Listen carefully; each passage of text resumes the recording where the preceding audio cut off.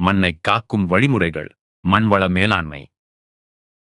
மண்ணை காக்க இந்தியா பல வழிமுறைகளை கையாள்கிறது. காடுகள் உருவாக்கம், அணைகள் மற்றும் குட்டணைகள் கட்டுதல், அதிக மேய்ச்சலை தடுத்தல், மேம்பட்ட பயிர்ச்சாகுபடி முறைகளை பின்பற்றல். மேலும் சம உயரம் உழுதல், பயிர் சுழற்சி முறை, கரைகள் கட்டுதல், படிக்கட்டு வேளாண்மை, பட்டை பயிரிடல், காற்று எதிர் திசையில் மரங்கள் நடல் போன்ற நிலைத்த வேளாண் நுட்பங்களும் மண் மேலாண்மைக்கு உகந்த பாதுகாப்பு முறைகளும் பின்பற்றப்படுகின்றன. இந்த வழிமுறைகளை ஒரு எளிய தர்க்கத்தோடு இணைத்து நினைவில் வைக்கலாம். மண்ணை அரிப்பது நீரும் காற்றும். ஆகவே நீரின் வேகத்தை குறைக்க கரைகள், குறுக்கணைகள், படிக்கட்டு வேளாண்மை, காற்றின் வேகத்தை குறைக்க மரங்கள் நடுதல், மண்ணின் கட்டுறுதியை காக்க பயிர் சுழற்சியும் சம உயரம் உழுதலும்.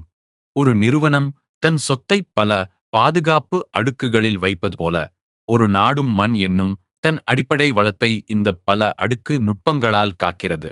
இந்த வழிமுறைகள் வெற்றி பெற்றால்தான் அடுத்த தலைமுறைக்கும் வளமான மண் கிடைக்கும். மண் பாதுகாப்பு என்பது தலைமுறைகளுக்கிடையேயான ஒரு பொறுப்பு.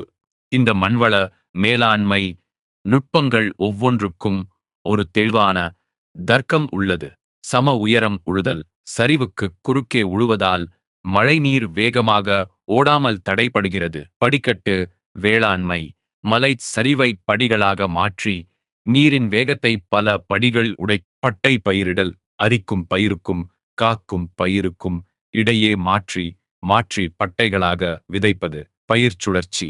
ஒரே பயிரை மீண்டும் மீண்டும் போடாமல் மாற்றி மண் சத்தை பேணுவது. காற்று எதிர் திசையில் மரம் நடல்.